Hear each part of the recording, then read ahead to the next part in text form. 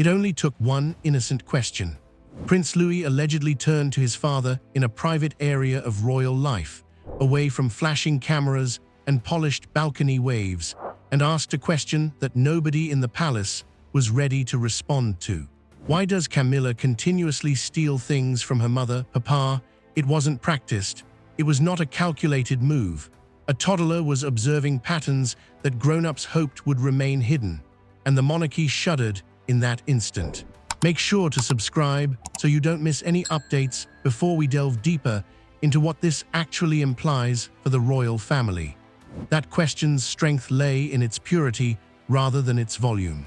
It cut through years of meticulously planned diplomacy, through handshakes that were measured to the inch and smiles that were honed for state dinners.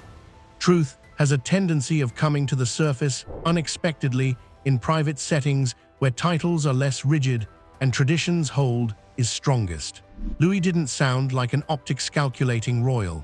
As a son defending what is holy, he spoke. And by doing this, he revealed a strain that had been subtly building beneath the well-preserved exterior of solidarity. William apparently froze, trapped in that precarious position between father and future monarch. Because when the institution upsets his own child, how does a guy who was brought up to protect it react? His gut would have told him to reassure him in order to soften the edges of a story that was too harsh for a young audience. However, a maelstrom of turmoil would have stirred behind the serene exterior. He is aware of how royal transfers are choreographed as the heir. As a husband, he is aware of Catherine's emotional toll and her quiet fortitude. He cannot simply question the authority that currently defines the crown because he is a son. 3 allegiances clashed inside of him at that very instant, and none of them provided a straightforward response. However, what did Mommy own? Because it defies literal interpretation, the phrase persists. Did Catherine's milestones once involve jewelry? Was it something far less material, like attention, influence, or emotional space inside the palace hierarchy, or were patronages that formerly bore her distinctive imprint? Rarely are things in royal life simply possessions. They are statements, signals, and symbols. A brooch has the power to whisper loyalty. Power shifting might be echoed by a reallocated charity. Invisible lines of authority can be redrawn even by a seat at a ceremony. Additionally, the symbolism might have become too strong to overlook if a child felt dislocated. The delicate balance of generational succession has always included the shaky interplay between Catherine and Camilla. In public, poise is paramount. There is a choreography of continuity, calculated displays of solidarity, and common appearances. However, there is an indisputable reality underneath that gloss. In terms of legacy, influence, and future narrative, 2 women play roles that overlap. Catherine, steady and bright, is the embodiment of tomorrow. Today, Camilla anchors, poised and experienced. Open animosity is not necessary for friction to exist at such close proximity. It thrives on delicate recalibrations and nuance, which few dare to explicitly address. The unsaid had now been shown via the unadulterated eyes of a child. The palace might brush it off as a misunderstanding or a passing comment fueled by a child's fantasy. However, history shows that crucial changes frequently start with seemingly insignificant events. It takes time for the monarchy to disintegrate. It makes gradual, methodical adjustments until eventually they seem unchangeable. Louis Query was not presented to the public as an accusation.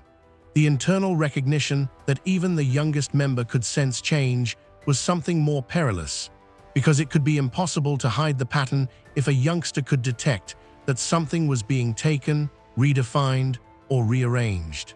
We then come to the disturbing conclusion that this was never just about possessions. It has to do with a future king's, family's emotional legacy, territory, and legacy. However, what precisely had Louis been observing? And why hadn't anyone intervened earlier?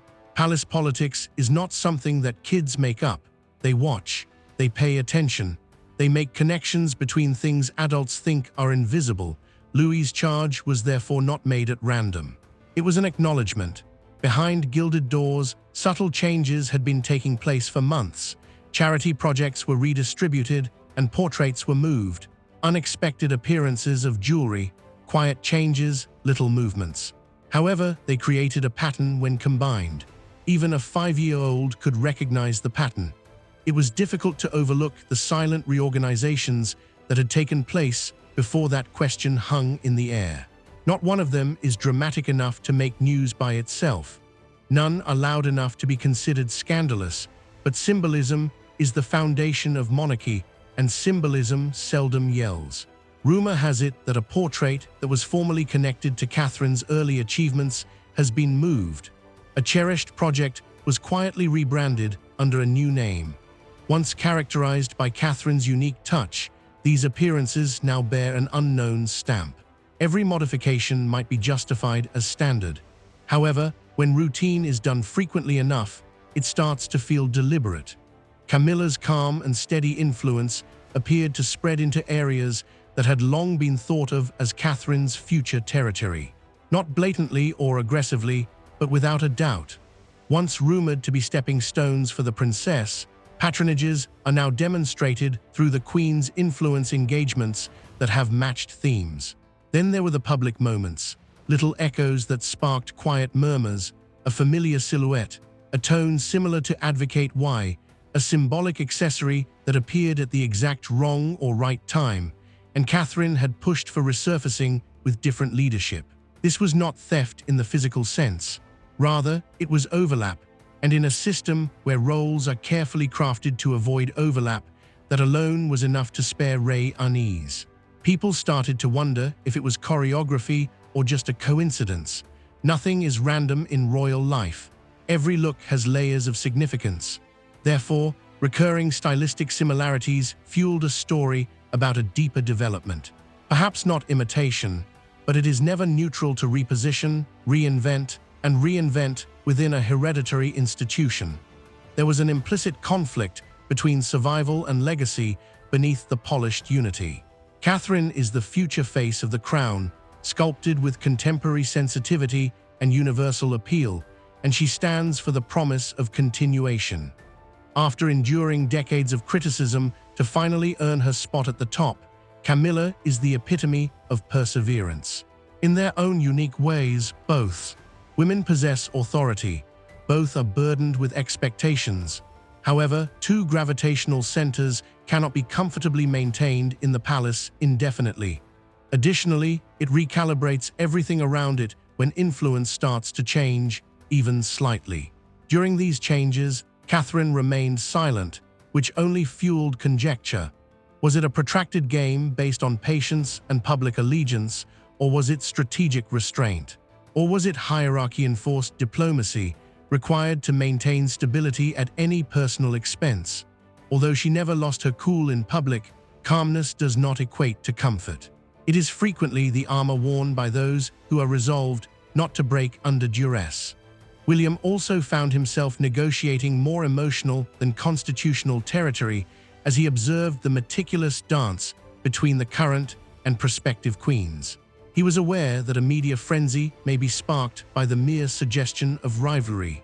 Ignoring the undertone, however, would jeopardize a much more delicate trust in his own household. Despite surviving WRS scandals and abdications, the monarchy is still susceptible to internal instability, because symbolism is more unsettling than protocol when it changes too soon. Identity is unsettled. And maybe the trend had already been too daring to ignore if a child felt that something priceless was being subtly redefined. It's possible that what seemed like small changes were actually planned consolidations.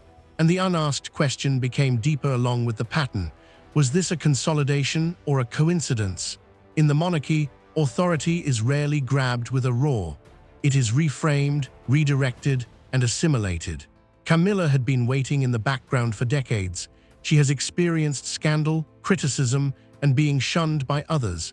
But now that she was queen, she wasn't merely there. She was in place, and it's all about where you stand in royal life. Perhaps taking stuff isn't the true story. It can have to do with obtaining permanence. You must comprehend the scope of Camilla's metamorphosis in order to appreciate the subtly increasing tension within the palace.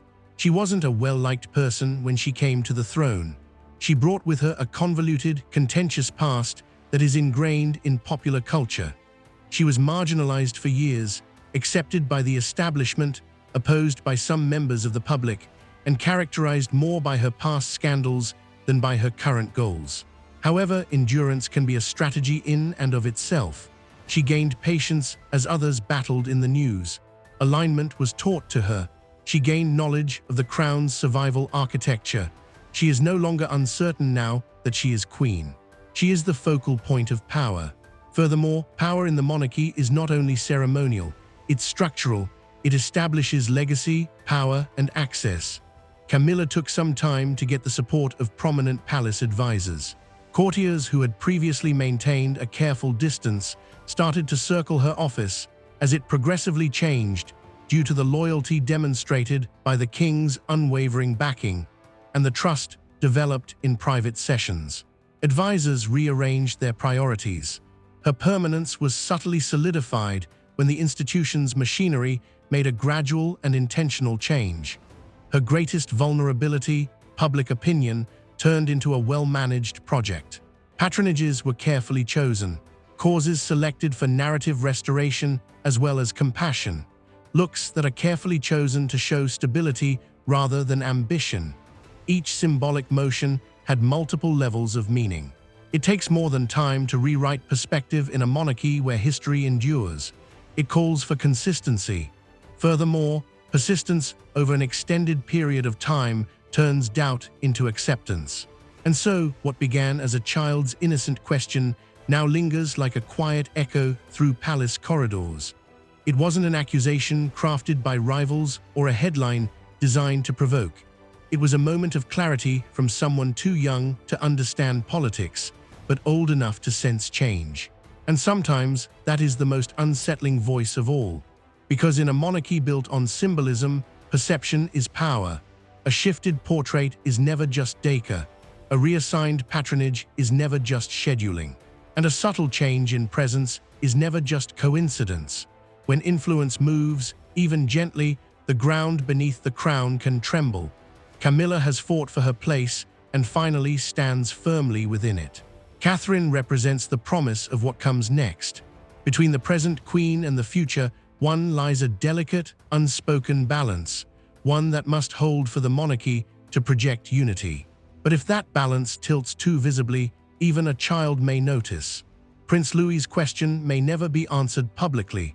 It may be brushed aside as imagination, curiosity, or misunderstanding. Yet inside the palace, it likely landed with far greater weight. Because when the youngest royal begins to sense shifts in legacy and loyalty, it suggests that the changes are no longer invisible. And in an institution where image is everything, the most dangerous cracks are the ones that start quietly. Stay with us, because sometimes the smallest voices reveal the biggest truths about the future of the throne.